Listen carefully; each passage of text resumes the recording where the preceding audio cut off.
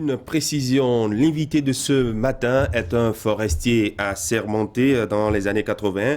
Il est chercheur, auteur de plus de 300 publications. Il est également ancien recteur de l'université d'Abomey-Calavi. Le professeur Brice Saint-Saint est passionné de la biodiversité, de la biodiversité. On va d'ailleurs en parler ce matin avec lui. Professeur Brice Saint-Saint, bonjour, bienvenue. Bonjour, cher journaliste. Comment vivez-vous votre retraite?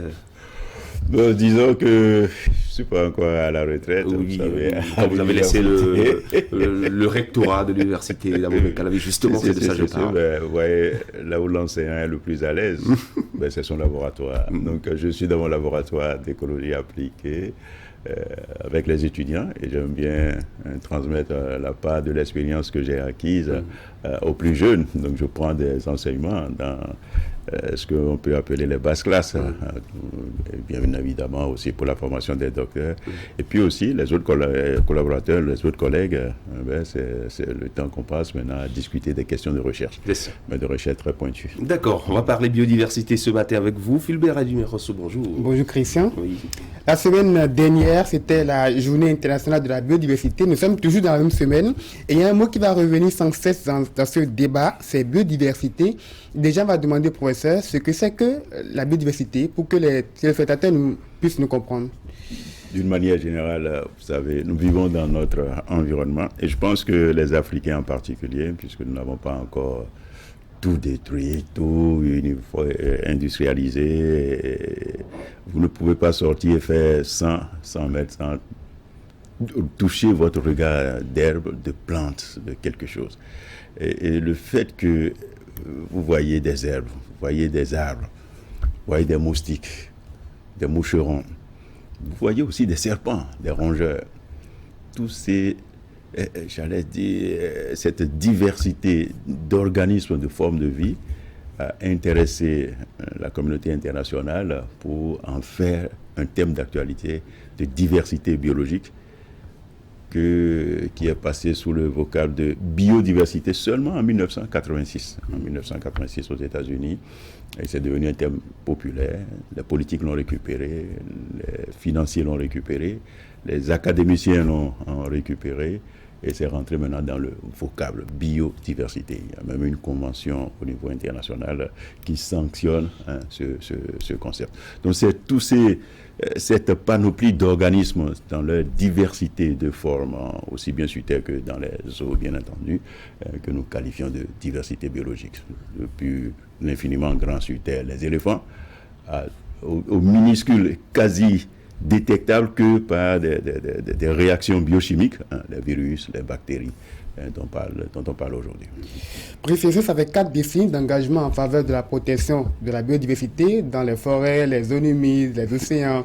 Mais est-ce que vous avez l'impression que quelque chose a bougé vraiment en 4 décennies? Ce qui est important, il y a eu la sensibilisation, il faut le reconnaître. De plus en plus, les gens, ils en font un thème populaire. J'ai commencé mes premiers enseignements sur la biodiversité en 1996. Beaucoup d'ailleurs de collègues se disaient non, c'est quoi ça, quel est cet enseignement que j'avais introduit dans une panoplie plus large de conservation des ressources naturelles, de formation d'ingénieurs spécialistes de la question. Et la plupart d'ailleurs de ceux qu'on a formés à l'époque sont maintenant dans de très grands postes à l'international, pour ainsi dire. Je crois que globalement, l'homme a continué à consommer davantage de ressources pour diverses causes. Globalement, il existe encore beaucoup de zones de pauvreté. Les zones de pauvreté signifient se rabattre sur ce qu'il y a d'immédiat dans son environnement. Donc on peut dire au fil de la croissance galopante des populations africaines que l'hypothèse la plus évidente, c'est qu'avec l'accroissement des consommateurs, des bouches donc, que la ressource diminue, puisque notre taux de croissance est largement supérieur au taux de renouvellement de cette ressource, quand bien même elle est renouvelable.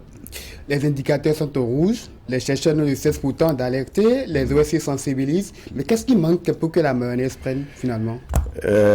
Grosse question. Je pense que d'abord, on n'en a pas fait une grosse priorité, il faut le reconnaître. Quand je vois notre service forestier qui devrait être un service renouvelé, dynamique, avec des attributions très claires, on continue de les utiliser tout comme on m'avait utilisé en 85 quand j'étais sorti jeune forestier. On devrait avoir des missions claires, des redéfinitions très claires, tout au moins des domaines de l'État. Mais ça reste encore à venir. L'autre chose, c'est l'éducation. Vous voyez, vous ne pouvez pas avoir un grand projet d'État, le plus politique possible ou le plus économique possible, si vous n'avez pas, normalement, une main-d'œuvre qualifiée à l'interne pour accompagner cela. Vous voulez un beau système de santé, mais formez déjà les médecins. Formez des médecins qualifiés, patriotes.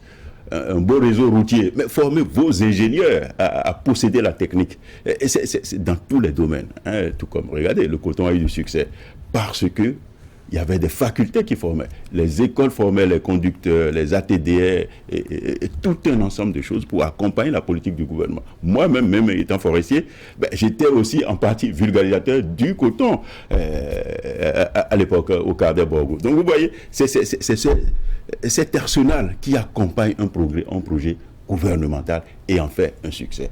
Et je crois que c'est là où nous devrions aller, à savoir faire en sorte que la biodiversité devienne un thème au primaire, l'enseignant qui veut faire une classe verte, et qu'il se dise, je peux aller directement dans la nature et montrer la diversité aux enfants. C'est quand même ça qui sauve. C'est ça qui sauve. Hein, c'est ça qui sauve, étant donné que nos parents se sont soignés d'abord à partir des plantes médicinales locales. Ils n'ont jamais dit, il faut que j'aille au Ghana chercher une plante avant de venir soigner quelqu'un qui est malade au Bénin. Ils n'ont jamais rêvé de pharmacie. C'est des thèmes qui sont arrivés avec nos générations. Donc, la biodiversité devrait être un sujet d'actualité, de formation. Et c'est ça qui fait que la mayonnaise pourra prendre, parce que les individus qui doivent porter, le projet biodiversité sont déjà formés. Parlant d'actualité, on parle de la crise sanitaire du coronavirus comme une vengeance de la nature. Est-ce que le professeur Brinzessin voit la chose de cette manière? Vous savez, je suis écologue. En écologie, il y a ce que nous appelons l'équilibre biologique. L'herbe est faite pour que l'herbivore consomme l'herbe. Prenons un petit herbivore, un insecte. Cet insecte va être consommé par une grenouille. Cette grenouille va être consommée par un serpent. Et ce serpent peut être consommé par un serpentaire et ainsi de suite. Peut-être même l'homme qui consomme le serpentaire. Vous voyez, c'est toute une chaîne qu'on appelle l'équilibre biologique. Lorsqu'il y a rupture d'un maillon au niveau de cette chaîne, il y a forcément pullulation d'organismes. Le rôle de support, de régulation que l'écosystème naturel, que la nature devrait pouvoir apporter, est rompu quelque part. Soit parce que par dégradation de la biodiversité, on a ramené, vous voyez, les grands arbres, on les a coupés parce que les industries en ont besoin, et ramené ainsi la strate arborescente, la canopée des grandes forêts qui étaient à 40 mètres en moyenne en Afrique par exemple, on les a ramenés autour de 20-30 mètres, quasiment à la portée de l'homme. D'où certains virus qui étaient reconnus comme des virus de la canopée, notamment le VIH, SIDA, Ebola, étaient normalement des virus dont les autres vivaient au niveau de la canopée, c'est-à-dire à 40 mètres, voire 60 mètres au-dessus de nos têtes. Mais ces virus sont ramenés à la taille de l'homme.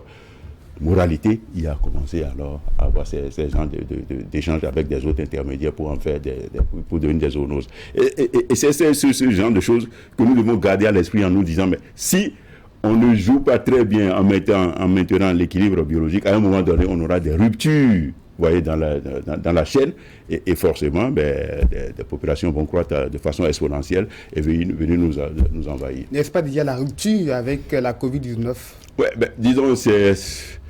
Pour une première fois, l'homme a un prédateur. Vous savez, lorsque le lion fait ses 100 pas, tout le monde se met sur ses qui-vive. C'est la première fois que l'homme a un prédateur qui malheureusement est invisible. Donc nos missiles, les grands bombardiers qu'on a fabriqués pour la guerre ne servent quasi à rien. Mais tout le monde a peur, tout comme si c'est un lion qui s'est réveillé de beau matin dans la forêt. Et c'est ça le problème. Mais en même temps, c'est un atout. Parce que voilà une pandémie pour laquelle personne n'a de solution miracle. Ça veut dire que c'est maintenant que les Africains qui ont abandonné leur santé. Nous sommes les seules races au monde, le noir, à confier notre santé aux Blancs. Et c'est inouï. Partout où le Créateur a mis des hommes, le Créateur crée toujours ce que vous allez manger et ce qui va vous soigner. Toujours, même dans le désert, seul le noir a dit non, je ne crois qu'en la pharmacie du blanc et a oublié que nos parents ont déjà vaincu des épidémies. La variole, je vous en prie, est-ce qu'il y avait de pharmacie? Est-ce qu'il y avait de système de santé dont nous rêvons? Mais on a sauvé quand même une bonne partie des Africains grâce au génie de nos parents. Pourquoi nous éloigner de cela? Il est nécessaire maintenant qu'on retourne fondamentalement à nos authentiques bases de santé. La santé, c'est la première souveraineté d'un pays. Nourriture, santé, habitat. Et le noir a dit non. Si ce n'est pas dans une pharmacie, je ne vais pas me soigner. Regardez, tous les compatriotes qui se battent pour mettre des produits. Mais combien de fois nos gouvernements ont dit, mais croyons-en maintenant et faisons une politique